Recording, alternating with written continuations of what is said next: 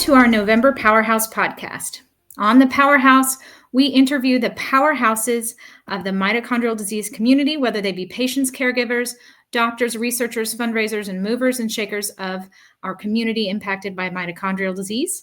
I am your host, Cassie Franklin, UMDF's Community Engagement Specialist, and we have a really inspiring lineup today of our marathon finishers from our 2024 Bank of America Chicago Marathon Team Activate running team.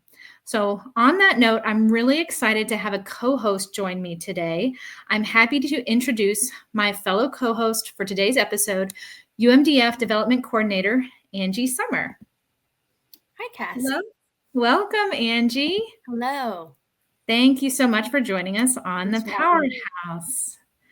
So Angie is responsible for coordinating our Team Activate for the Chicago Marathon. So Angie, tell us a little bit about this year's Team Activate 2024, how many runners, what they were able to do, all the details. Right. So I guess I'll start with UMDF has been a charity partner in the Chicago Marathon for 15 years now. This marathon is a huge bucket list item for a lot of runners. It's just hard to get into due to the volume of entries in their lottery system.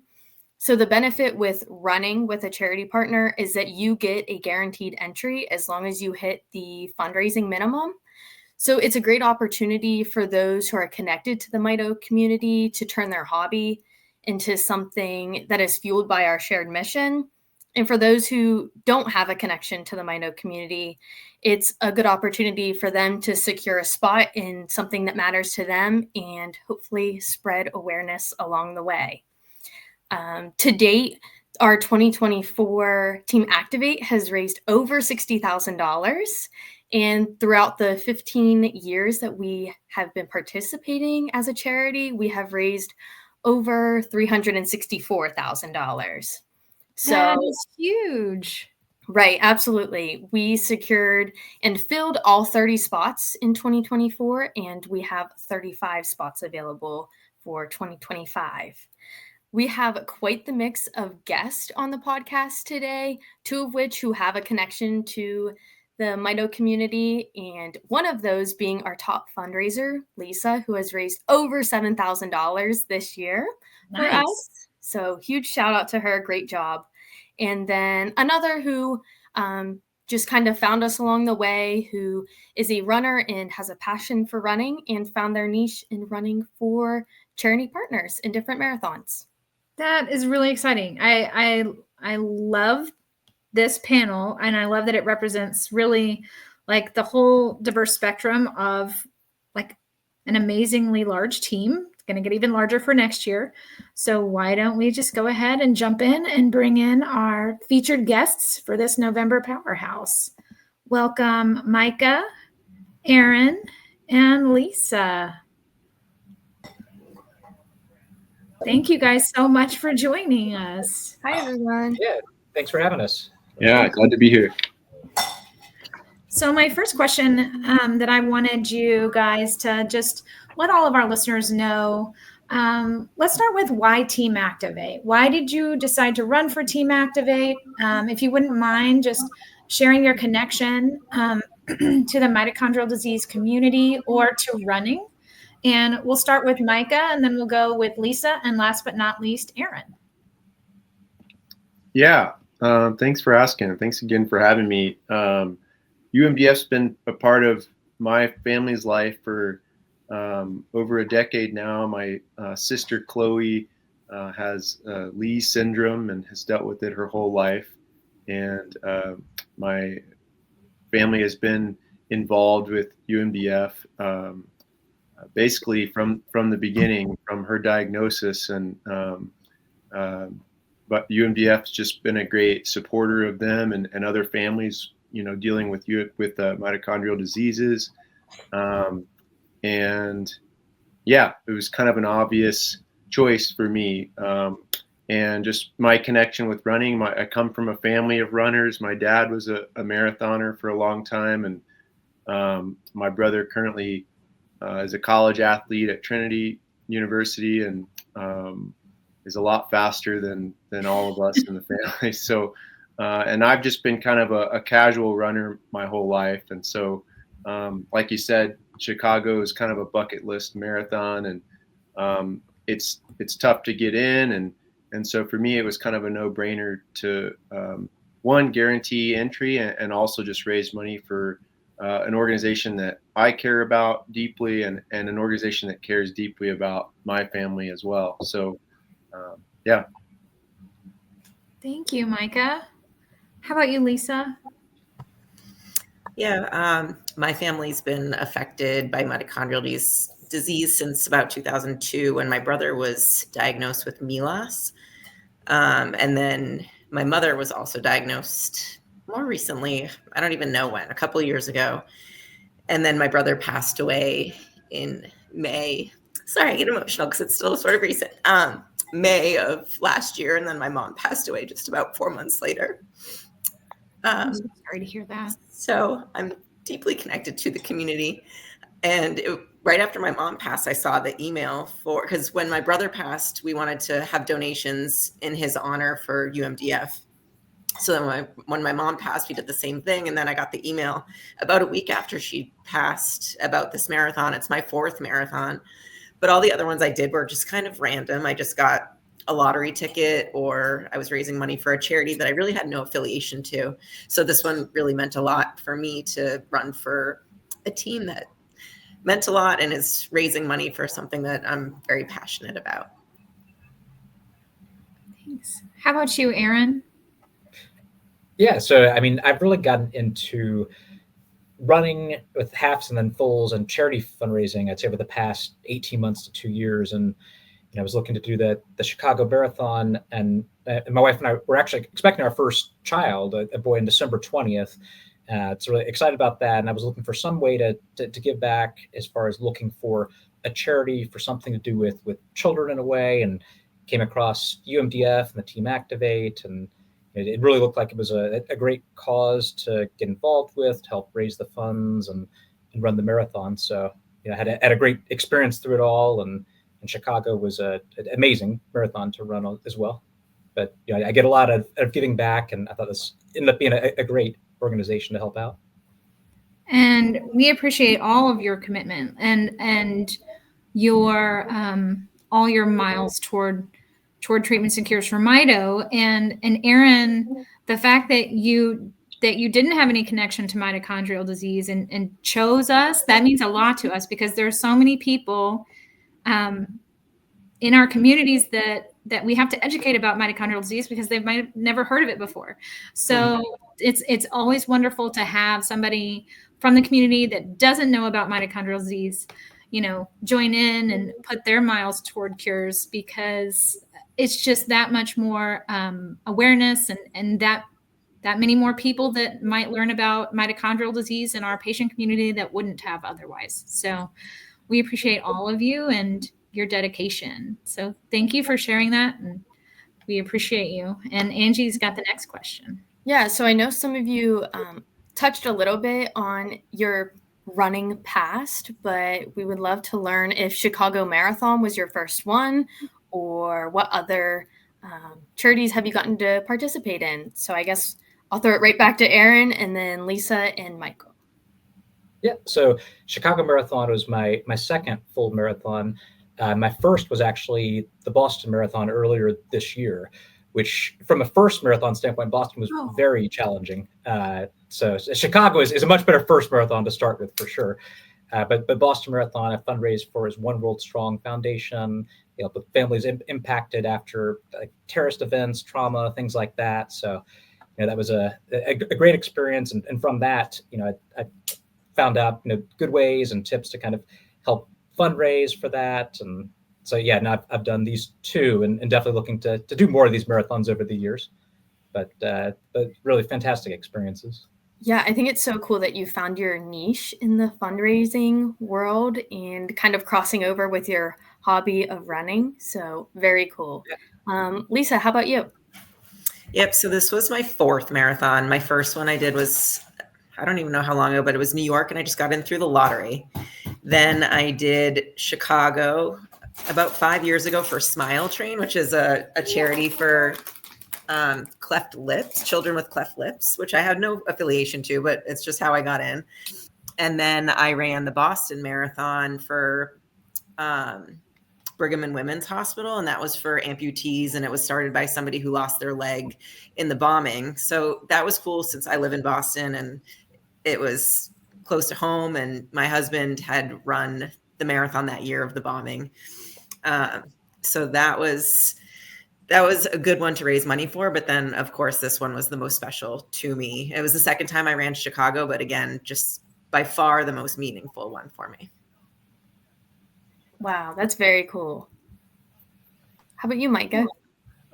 Yeah, this was my second, although I sort of consider it my first, because the first one I ran was sort of just a super small marathon in Hawaii. I lived there. I was stationed there in the military many years ago. So, and to be honest, didn't take it very seriously and didn't train super well for it. And so this one was the sort of my first official marathon that I committed to a training plan, and certainly my first, big city race, which was awesome. So it felt like the first for sure, but yeah.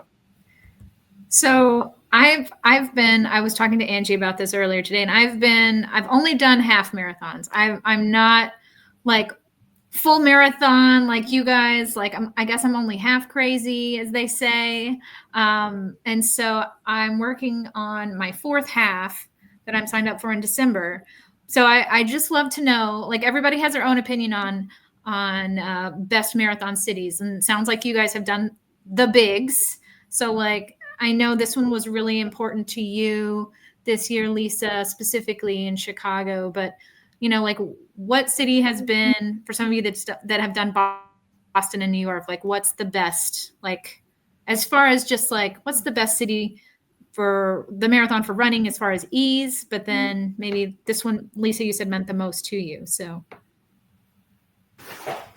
it's funny because I don't love New York City as a city, but that was my favorite marathon. Okay. You're just running through all the different boroughs, and like you're running through the Bronx, and there's like gospel choirs, and then you run over 5 different bridges, and you get off the bridge and you're just like welcomed by roars of people. And it's so cool running through each of the different boroughs. And funny enough, Boston, which I love because I live here, was my least favorite. Oh, that is funny. Yeah, it's just out that way. It's hard because it's a lot of downhill. And then, Jack, please be quiet. And then it's not a pretty course. So I didn't really like Boston. Chicago, I like. It's just flat. There's people along the whole way cheering you on. It's a good course, and it's the only one I've done twice. I was hoping to beat my PR this time, but I didn't do it. Oh man. And I kind of echo what Lisa said, like comparing Chicago and Boston. I mean, Boston was definitely extremely challenging. That compared to Chicago all flat, and the neighborhoods, it just, to me, it felt like it was like a 26.2 mile party through the city for a good bit of it. And everybody with Boston, I mean, it's got an epic feel to it. You're bust out to Hopkinton, but there's kind of long stretches they're very different, not so pretty. And Chicago it was definitely more fun, but both of them amazing experiences. But yeah, I had more fun with Chicago. Awesome. Yeah, so I haven't run any other ones other than a small one in Hawaii, but I'm looking forward to running New York and Boston someday. And I hope I really enjoy them, but I think Chicago will probably be my favorite just because I love Chicago already. And yeah, like Aaron said, it's a sort of a nonstop party. And I mean, Hawaii must have been real ugly, right? Yeah, it's beautiful. But the other reason for running Chicago, and the reason it'll probably be my favorite, is because it's just flat as a pancake, and I live in Montana right now, and I've lived here for a long time, and I can't leave my house and run less than 1,000 feet of gain if I run more than 10 miles. So it's hard to find flat running, and so Chicago was a nice change of pace for sure. So your locality is probably better as far as training goes for like a Boston Marathon. Like you're set. the air in Chicago felt thick. It was nice, for sure.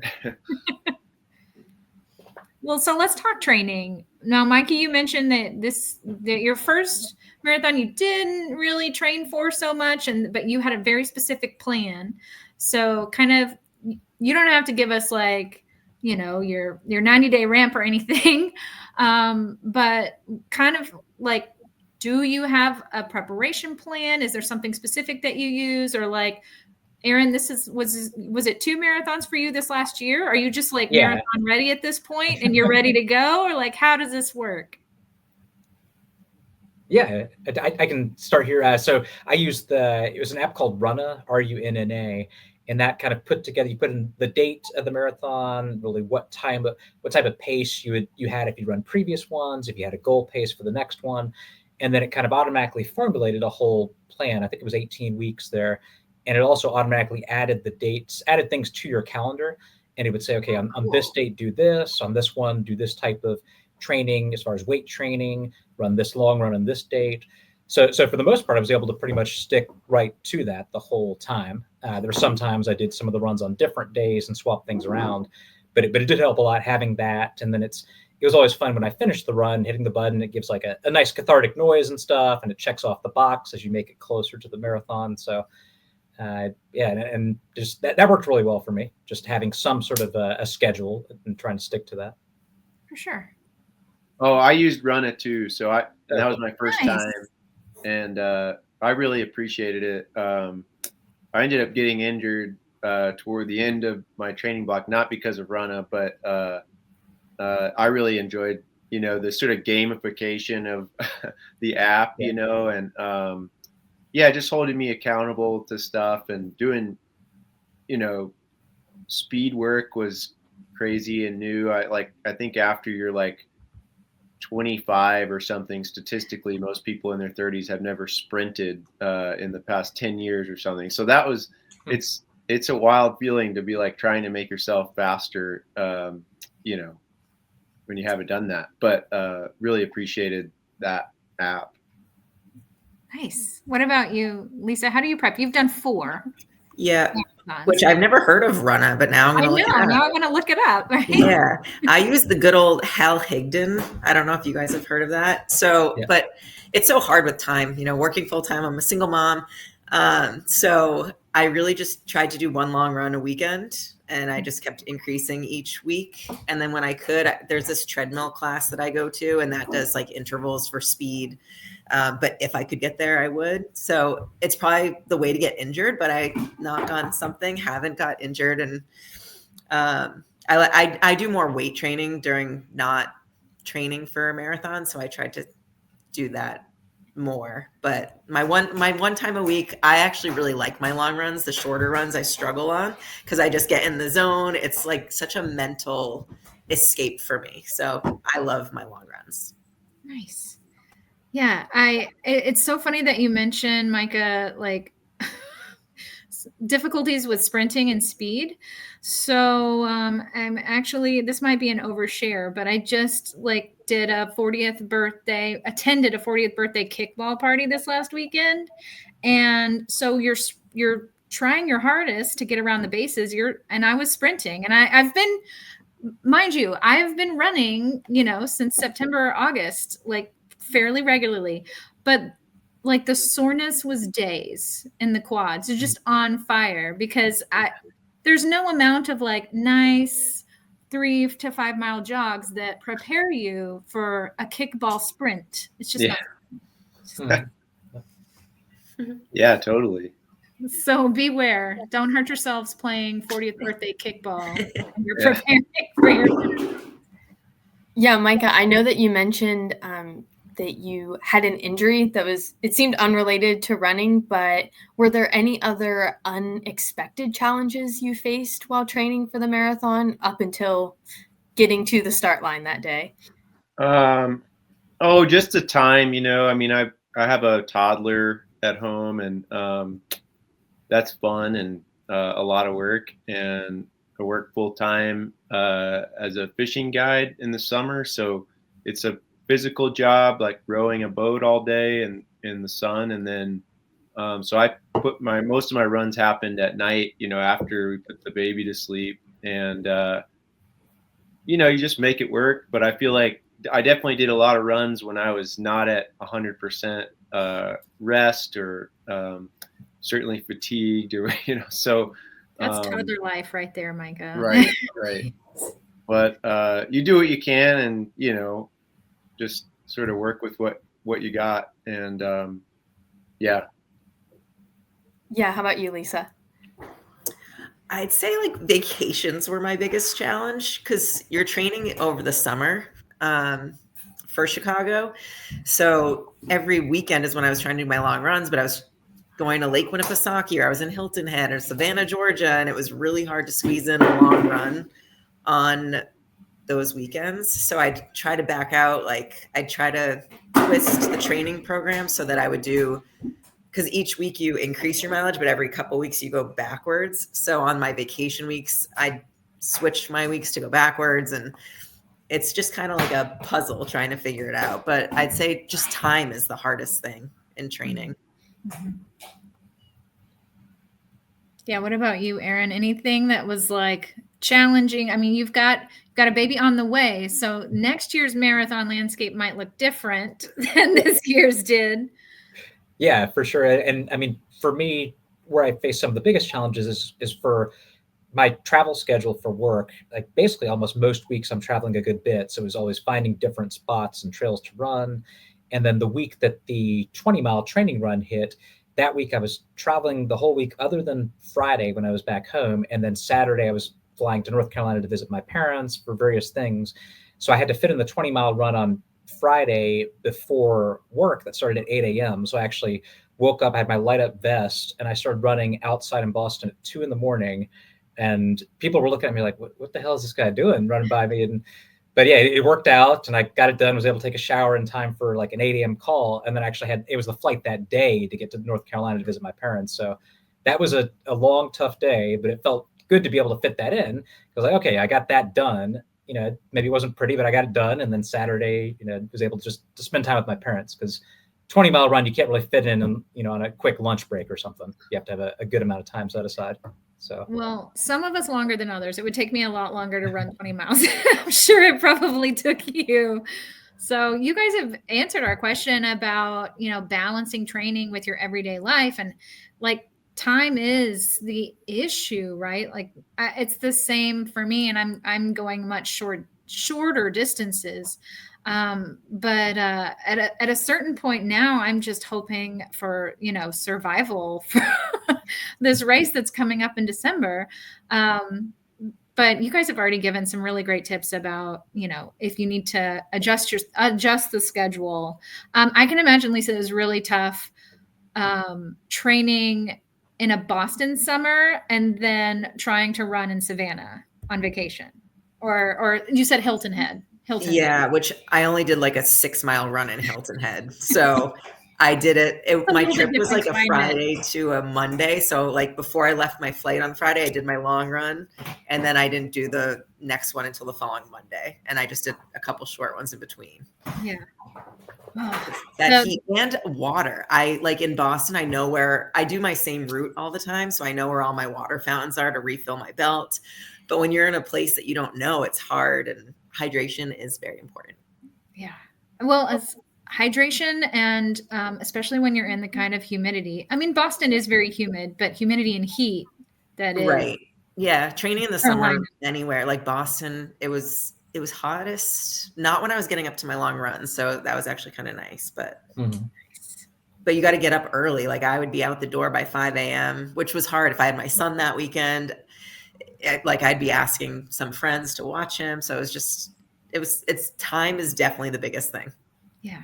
Time and carving out that time from your daily life, when you've got your son, or Micah, you've got your toddler, and Erin, you've got travel. I am just super inspired by all of you guys, that it's not just accomplishing the 26.2, like the lead up to get you there. That commitment is huge, So we appreciate you guys so much because it's a huge commitment and a big part of your life. So with that, we're going to take a really quick break. But listeners, stick with us on the Powerhouse, and we will be right back.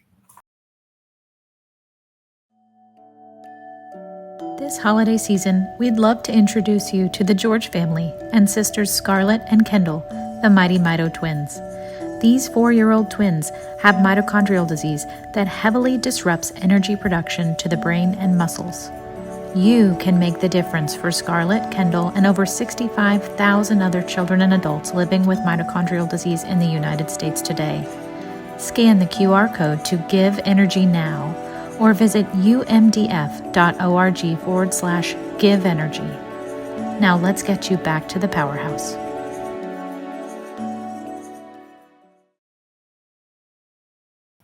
All right. Thank you so much for sticking with us on the Powerhouse podcast.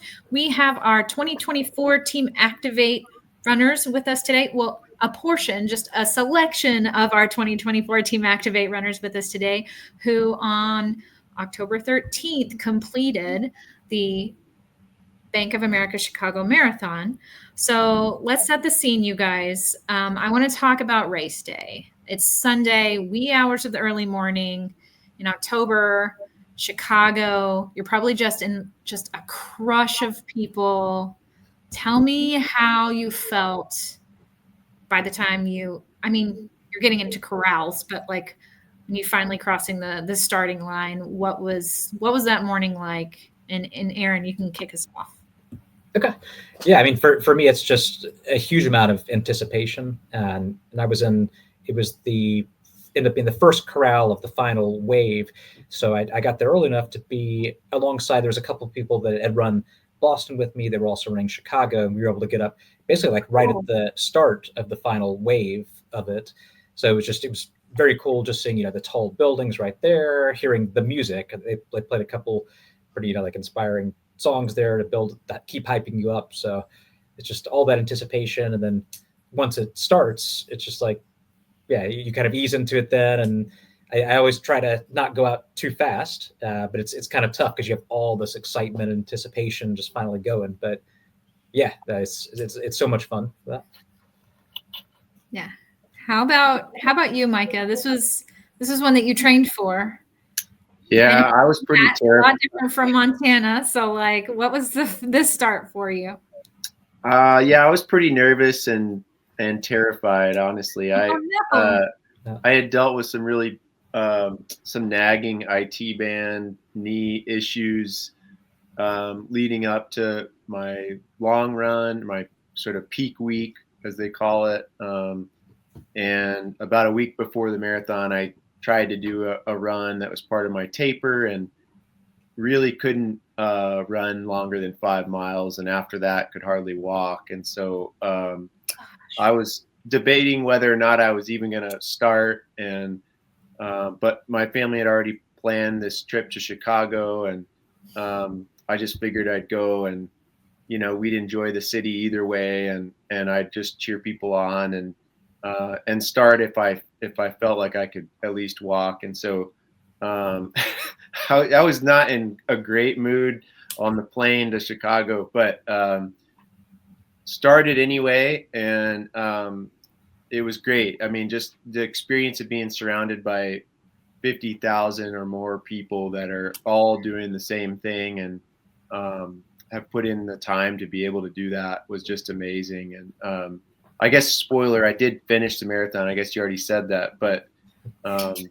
yeah, I was happy to be there, but nervous. I can imagine. And you've got Fields family there, like, let's do this. And you're Right, like, oh, okay. Yeah. I'm going to suck this up. This knee's got to be okay. Yeah. What about you, Lisa? So the weather was perfect. It was so nice. Usually I feel like you're freezing before and you layer up to throw away clothes, but you didn't even need it, but it wasn't too hot. And then TMI, but I think every runner, the bathroom nerves. So you're like, do I have to go? I want to go before the race. So I actually missed my start corral because I was in line at the porta potty. but it doesn't matter when you start. Yeah, those lines were crazy. We Yeah, all it was feel crazy. it. Like, you're fine. And then something about saying the starting line, that's automatic. As I'm asking the question, I'm like, how many people had to really pee when they're crossing? When they're like ready, it's like your time. And now you're like, no, I got to go. Right. But then kind of what Micah said, the running culture, the people who do it, it's just such a good vibe out there, and people are so friendly. Like I had met a girl on the train from O'Hare to the city, and we're like, hey, you want to walk to the race together? We ended up staying at the same hotel. So we met in the lobby the morning of the race. We walked, and she met other people. So there's like 7 of us just walking together. And it's just such a good, just everybody's so friendly. Everybody's doing the same challenging thing. Everybody's nervous, but nobody's trying to win. And it's just like, it's a very cool thing to do. Awesome. So once you made it through, well, the porta potty line first, and then onto the race route, was there a hardest moment you faced or a hardest mile that really stood out to you, and how did you push through that? And Lisa, you can go first. During my training, I say this every year and then I never get to do it, but I always, like, my training plan says to go to 20, and I always say I'm going to do like 21 or 22, but I never get there. So I really wanted to beat my last PR, but I knew at mile 18 that I wasn't going to. So then at 21 was when I kind of hit my wall, and like I could feel it in my hips, and I decided, I was like, all right, I'm just going to walk a little bit and then I'll run. And I hate when I have to do that, because once you walk once, you got to walk a lot. So that was my frustration, but I knew it was going to come. Like those last 6 miles are always painful, and it's a mental battle. It's a physical battle. And you just know you're going to finish it. And I do, but it was definitely, I was in pain the last few miles. So I always wonder, like, what could I have done better? Like, could I have trained longer? Did I not hydrate enough? Did I go out too fast? And like, you play, what is it called? Monday morning quarterback, and try to think of what you could do better. But running is sometimes you have a great run and sometimes you don't. And I think it's always just inexplainable. Yeah. How about you, Aaron? Yeah. So, I mean, definitely echoing what Lisa said about the last 6 miles. When you kind of get to 20, and then it's almost like an entirely separate race, the last 6. But for me, for context on this, so I guess it was the week before the marathon, I was doing a shorter run in Dallas. I was there in Dallas, Texas for work, and it was really hot. I want to say it was like 95 degrees out, even at 8 o'clock at night when I was running. And my nose randomly started bleeding there. As part of that, I was like, what? So it was something like my nose getting dry and heat, and it was like bleeding a lot. So I was kind of thinking that during the marathon, I was like, oh, yeah, don't happen again. And it was like right at mile 21, my nose just started bleeding all over the place. I was like, oh my gosh. So I went over to one of the like medical things. And they're like, are you okay? I was like, yeah, it's something in my nose here. So they gave me stuff to put on it. So I want to say I ran like at least a mile, like holding something against my nose.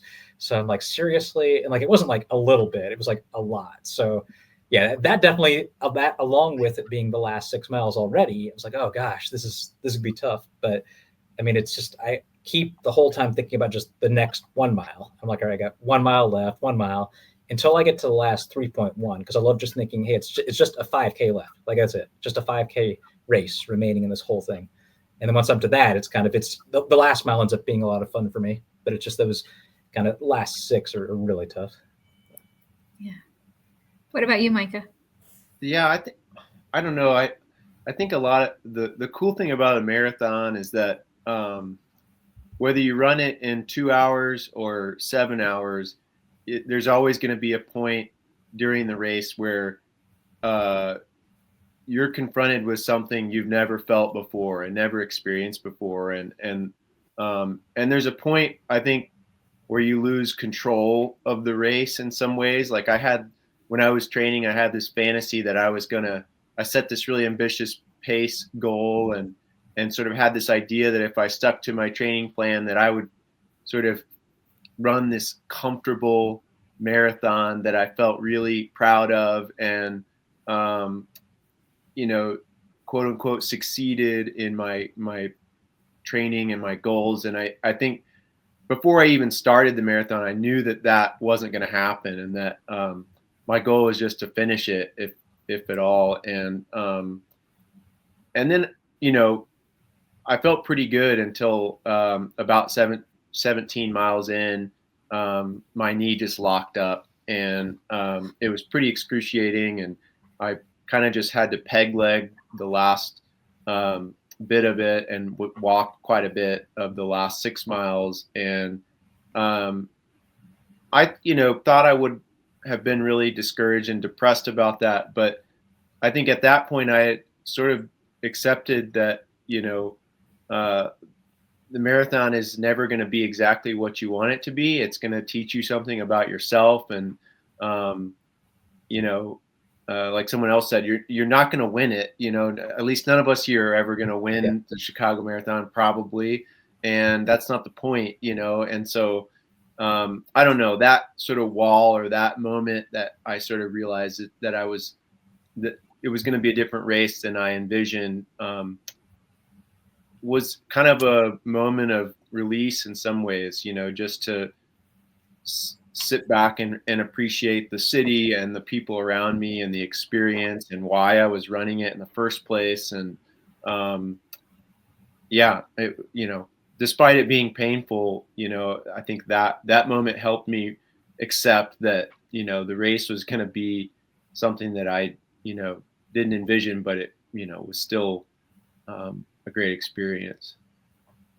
Yeah. It sounds like you all toward that last third, you hit that wall and you have to push through it, and pain in hips, pain in knees, and bloody noses. I was at the Chicago Marathon last year as just a spectator cheering some folks on. And I was at that turn right before you head. And if I'm remembering this correctly, there's a really steep incline, right before you finish, right before you run back into the park. Is that right? Am I remembering? Yeah, it's right at the end. It's kind of the only really main hill of it. It's the only, yes, but it is so steep. And I'm like, that is just the meanest thing. Why? This race is supposed to be Windy City fun, a flat race. And then boom, right? You're right there. You can basically see, the blow up finish line, but you're faced with this insane incline at the very end. You've already hit your wall and pushed through it, and now we're going to give you this hill at the very end. Yeah. Ugh.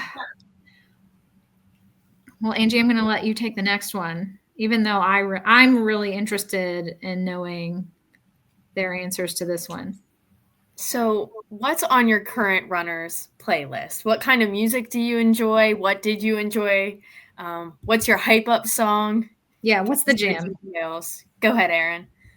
Yeah, so I love to just get lost in listening to entire Broadway musicals, because with that, the time just seems to go by really quickly. I kind of feel like I'm just watching the show pretty much. So I listened to all of Hamilton, all of Hadestown, and then for the last bit, once I finished those two, I switched to, it was a 80s pop music playlist. So I had that cover the last maybe 45 minutes of it. But before I knew it, I kind of was already 2.5 hours into the race, and Hamilton was ending, and so it helps me get lost in the music, listening to that way. That's a great idea. I never thought about that. It's you're, like you said, almost like you're audio booking. That's a really smart idea, just to zone out and tune into something else. Yeah, it definitely helped me a lot, and I use these bone conduction headphones, Shocks, so they kind of just rest on your ears instead of inside them when I'm running. And with that, I can still hear all the crowd noise, but I can also hear the music. Because I used to run with the AirPods like I'm wearing now, and they'd get sweaty and start to slip out. But they just rest outside your ears, so it's pretty cool. Smart. It's probably safer too when you're road running too, because you can hear the traffic around you too, or anything that's happening. Yeah, that's the idea. Yeah, nice. How about you, Lisa? So I've been listening for all of my marathons. You guys might not even know who it is, but Kygo. I listen to Kygo on Spotify or Pandora, and it's just a whole running loop of lots of songs or artists that are like Kygo, and it's upbeat and gets me going. And that's just, I actually got an email saying how many minutes of Kygo I've listened to. And I'm like, whoa, that's how many like minutes I've run. And it was way too many. It was kind of crazy. I was like, how many years is that? It's amazing. It was crazy. I'm assuming the beats per minute are just perfect. That's like the pace that you want to set. That's the yeah. It's just, and then like now I know a lot of the words. Like when one comes on that I like, I get excited and can sing. I mean, not out loud, in my head. But yeah, that's always what I listen to. I think it's pretty safe to say that we know what your Spotify Wrapped is going to look like. Yes. Lots of Kygo. What about you, Micah? Oh man, this kind of runs the gamut, from like Neil Young to Megan Thee Stallion. I don't know. Nice. I'd say more rap than anything, but I recently started, like, there's a couple runners that I follow, like professional runners, like Emma Bates is one of them, and she was at the Chicago Marathon, one of the faster American runners. And I've recently found like a lot of those runners, they have like playlists on Spotify that they've made, and so sometimes I'll listen to theirs and I'll just pretend that I'm a world champion Emma Bates running. I love it. During the race, I didn't listen to anything. I think it was like I listened to those bone conduction headphones too, and I mean, most of the time it was so loud with cheering and other people's music like in the streets that you didn't need to listen to anything, or you couldn't. And that was cool. I didn't plan on that, but I just never turned my headphones on. Wow. Yeah, I've been struggling. I was just like going with my same like Apple playlist. I just turn on, my music, and my struggle was I've got 2 small children, and so I'd be running along, hitting a pretty good pace to like Cake or something like that, and all of a sudden it's like nursery rhyme music. I'm like, this next over and over again. I'm like, I'm totally out of it now. So yeah, I need to obviously look up some Emma Bates on Spotify. Yeah, she's got some good ones. Well, how do you celebrate after finishing a race? Like, do we have go-to food or drinks? I mean, you were in Chicago. Did anybody go to like Portillo's for a Chicago jog, or like what's your favorite post-race like ritual or go-to? What are you looking for? Lisa, how about you? You've done 4. Is there something that you want every time, or is it think about it before every time? Like, okay, I want like nachos, a cheeseburger, like pizza, everything. But when I'm done running, it's like my body rejects. Like, I'm not hungry. I don't want anything. I drank a lot of vodka sodas and martinis, and I had a couple other friends that ran, so I was like bopping around the city to go meet them and have a drink with them. I did get an order nachos, but it was more when I flew home the next day. I got like a ton of Chinese food. So it was like 24 hours later that I did it. But I always think I want like all this food. I deserve all this food. And my body just, nope. Not having it. Nope. Not having it. What about you, Micah? Was there something that the Field family did after the race? Yeah, I run to eat and eat to run. So that was a priority. But sometimes my stomach does turn on me like that. Luckily, it didn't happen this time.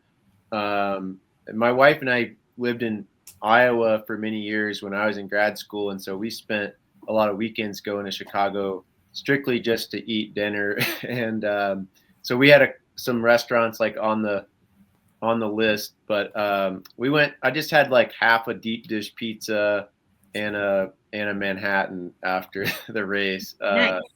And then, man, we had some great donuts. And then we went to a great restaurant called Duck Duck Goat in Chicago, which is like one of the restaurants by this chef, Stephanie Izzard. It was really great. But yeah, I could go on, but I celebrated for about a week. So nice.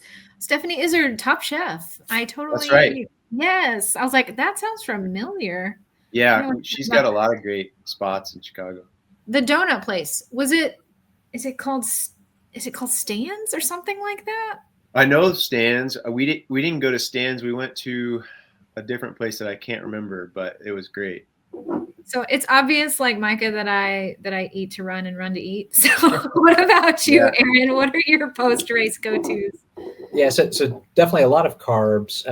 This time after the Chicago Marathon, we went to Lou Malnati's. I got a takeout large pizza, and I nearly finished the entire thing. There was only like maybe one sliver left, which I'm pretty confident I replaced all of the calories that I ran in the marathon with that one pizza. I mean, it's incredibly thick, and I had like 6-7 different meat toppings on it or something. So yeah, that was really good. It was fun to have that, and being in Chicago, have some deep dish pizza.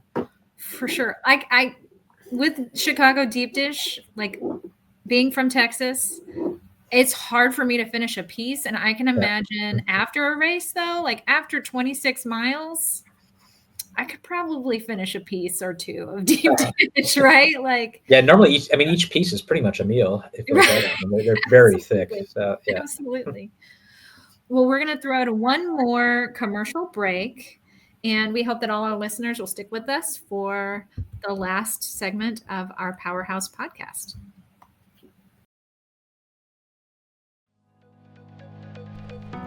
Thank you for listening to the Powerhouse podcast.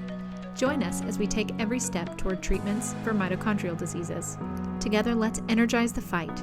Register online at energyforlifewalk.org. Now, back to the Powerhouse.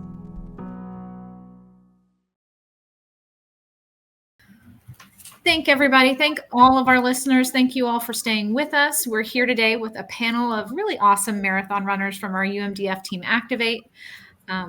We have opened up our episode today with why Team Activate for the Mito community. And we just love to know now, like, what's your why for running? Like, you've got plenty of other hobbies that you could pick from, but like, why do you love running, and what's it about running for you, and what keeps you going through those tough times?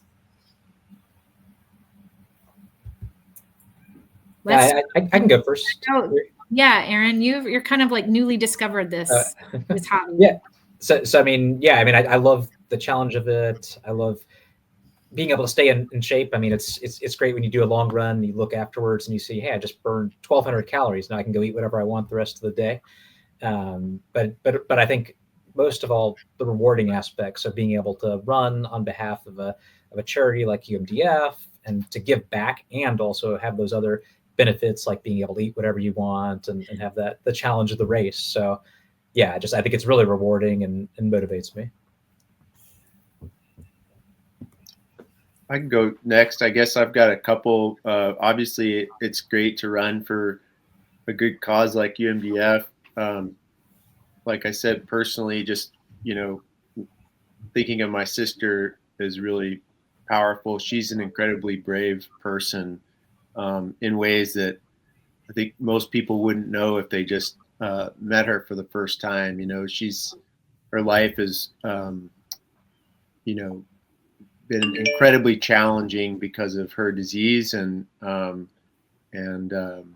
her bravery inspires me every day. And running a marathon is something that she can't do, and so I try, not to take that ability for granted. And I'm grateful for the opportunity to have done it for UMDF, and yeah. Thanks, Micah. What about you, Lisa?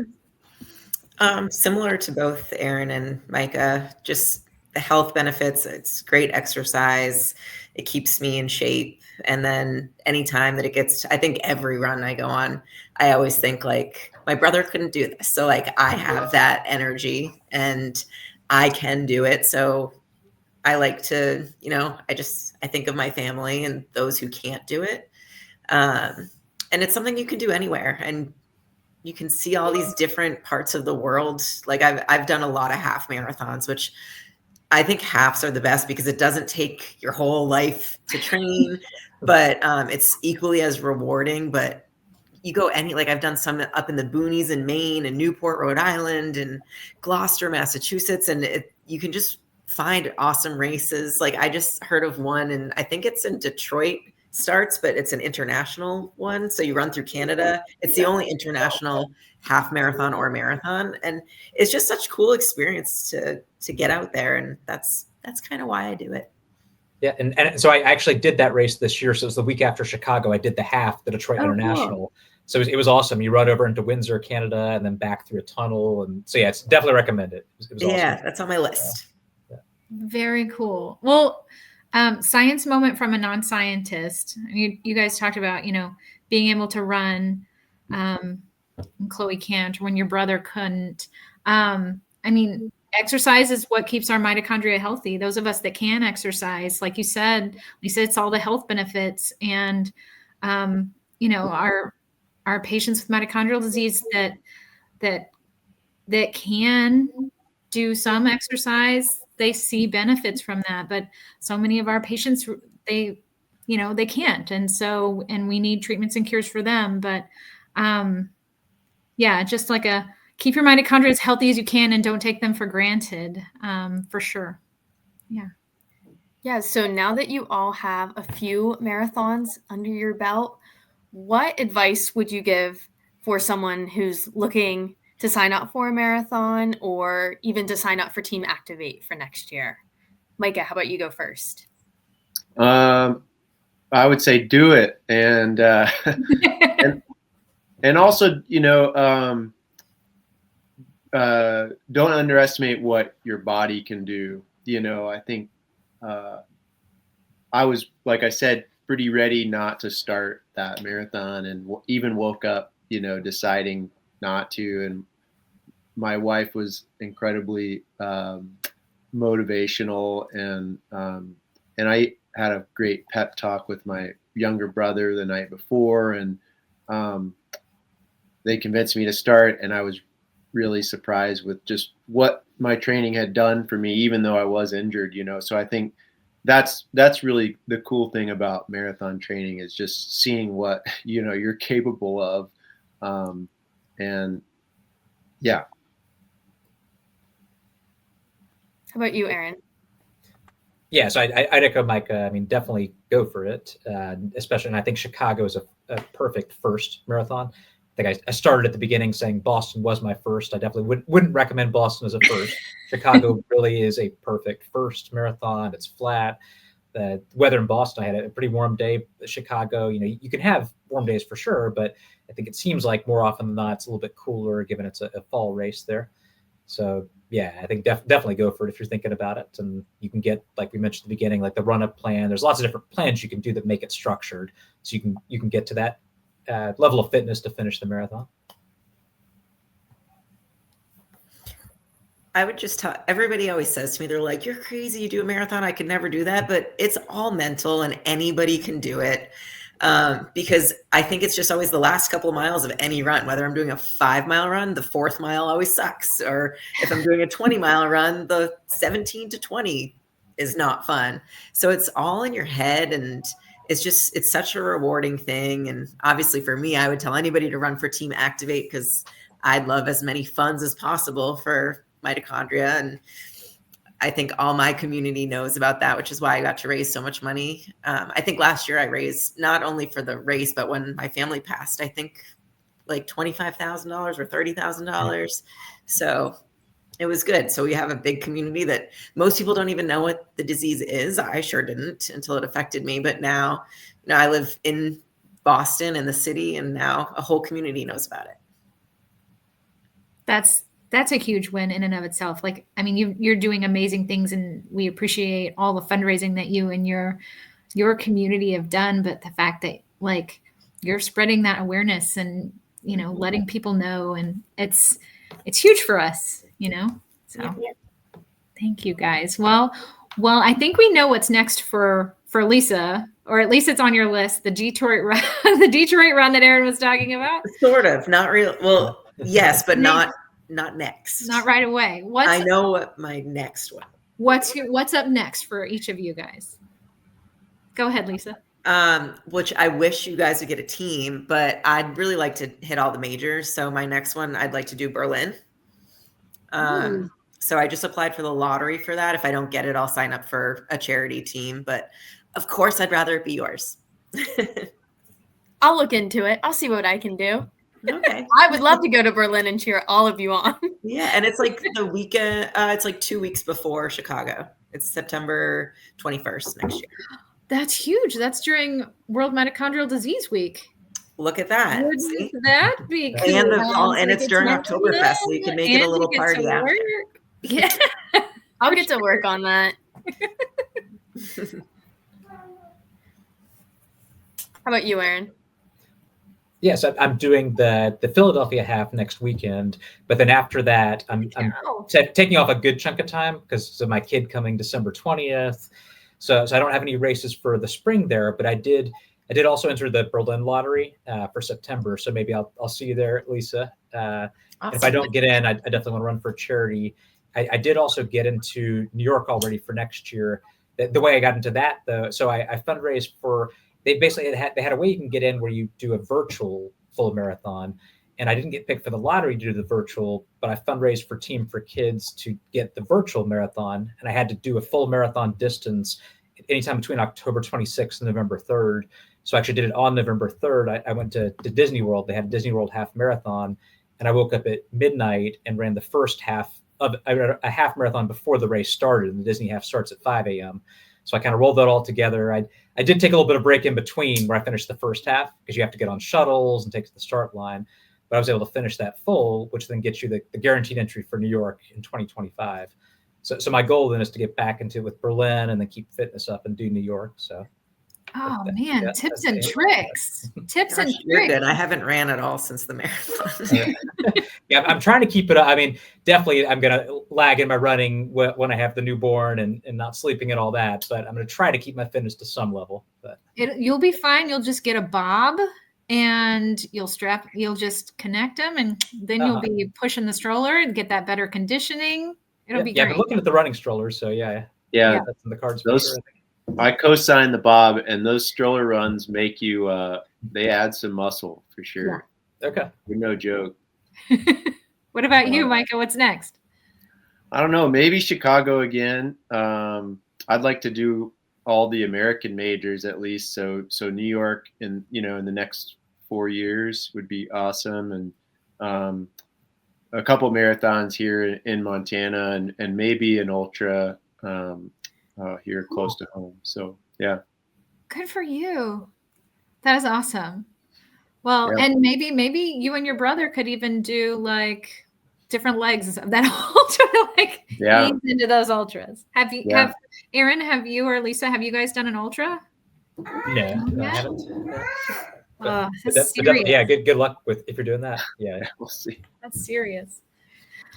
Well, we wish you all well. That's a wrap on our episode today. And might I just say, it's been a huge delight to have you all on our Powerhouse and on our 2024 Team Activate. We appreciate you so much.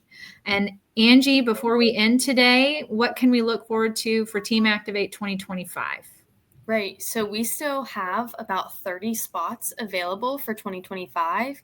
The fundraising minimum is $1,500 until November 21st, and then that bumps up to $2,100. But that's just the standard set by the Chicago Marathon. So if you're connected to the Mito mission, or you just have a passion for running and you're interested to get involved, you can contact me. My email's angela.summer@umdf.org. It's an easy process, and we would love to have you.